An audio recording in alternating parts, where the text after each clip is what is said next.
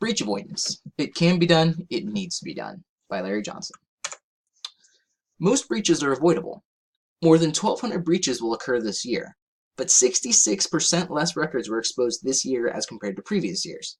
This could partly be attributed to the fact that Yahoo a few years back was actually hacked, and all 3 billion users were affected in this attack. This was a Russian-sponsored event that occurred, and they were able to take all the data that they were looking for, as opposed to just recently, back in August, when T-Mobile was hacked. They only had a small hack of just about 2 million records that were released, as opposed to their 77 million user base. This was partly because of the restrictions and guidelines that were in place now because of the Yahoo attack, but also because of their strict security measures that they have over at T-Mobile. Breaches are not necessarily inevitable. Action is the magic ingredient. Risk equals threats times vulnerabilities plus or minus good or not good action. Defense in IT comes from strong security teams, not simply from depth. You could have, say, 20,000 firewalls. That's not necessarily to say that that is a good thing to have, because then you would also need to have a security team that could then handle all 20,000 of those firewalls. Or you could simply have one firewall that is up to snuff with a good security team that is placing good security measures. Prioritize protecting the business, not just business compliance.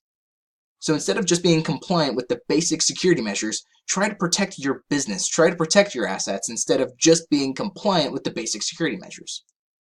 Institute complete, accurate, and prioritize continuous monitoring of your applications. Instead of completing a half-completed product and pushing it into production, try to complete the full thing with complete logging, continuous monitoring, and accurate and up-to-date software, not using deprecated .NET packages or old Python packages or something to that effect. Try to use something that is up-to-date with few to no vulnerabilities. And the metrics for success are the time to detect a vulnerability, the time to respond to that vulnerability, and the time to restore it to something that is not vulnerable. Focus on the first 6 sys controls: inventory and the control of hardware, inventory and the control of software assets.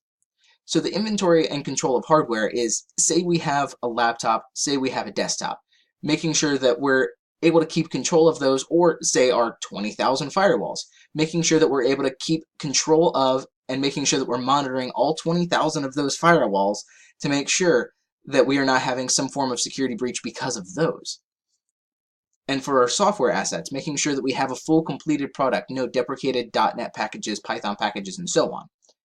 And continuous vulnerability management, making sure that we're not having any form of vulnerabilities, or if we are, making sure that we have some form of detection system for those vulnerabilities. Controlled use of administrative privileges. You would think this would go unspoken, but apparently not. So making sure that only those that should have administrative access when they need it. So not necessarily everyone that should have access to that database needs access all the time. Only when they need to, only when they need to put in something like import a transaction or fix some malformed data or something to that effect. You do not always necessarily need access to that database. Secure configuration of hardware and software on all devices within the company. Making sure that we have a secure configuration of our hardware, making sure that our laptops and our desktops are secure, making sure that even our phones, our Internet of Things devices such as smartwatches or Google Glasses, all of those guys are secure within our company, and making sure that all of our software is up to date, making sure that we have the newest Python packages, .NET frameworks, and newest antiviruses, things of that nature. Maintenance, monitoring, and analysis of audit logs. Making sure that we're maintaining and monitoring our software and making sure that we're keeping up with and analyzing our audit logs to make sure that there's nothing occurring that we don't know is actually occurring. Prioritized and proactive action. The limited budget, not enough workers, cited as obstacles for security is not really a good argument. Get rid of the idea of the fog of more. That we need a larger budget, we need more workers to be able to get through something. Most breaches are actually due to basic security issues that could be avoided. If we go back, controlled use of administrative privileges. Not everybody always needs to have administrative rights for everything. You don't need to be able to install Google Chrome. Have your IT professionals do it for you, or have it already on the image that you're giving to your clients. You do not always need to have that. You don't always need to have access to your databases. You don't always need to have access to your production data. This is one of the bigger issues that we have, making sure that we have a secure configuration, that we don't have any kind of deprecated issues going on, making sure that we're analyzing our audit logs. These basic ideas are part of the biggest reason for our breaches. And the summary: successful security is understaffed, is under budget. Learn to focus on the basics. You don't need to have the top and the top tier.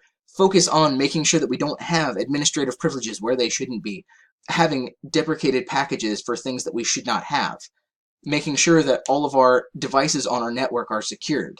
Most breaches are avoidable, and action is the key to that, making sure that nobody has those administrative privileges that shouldn't have them.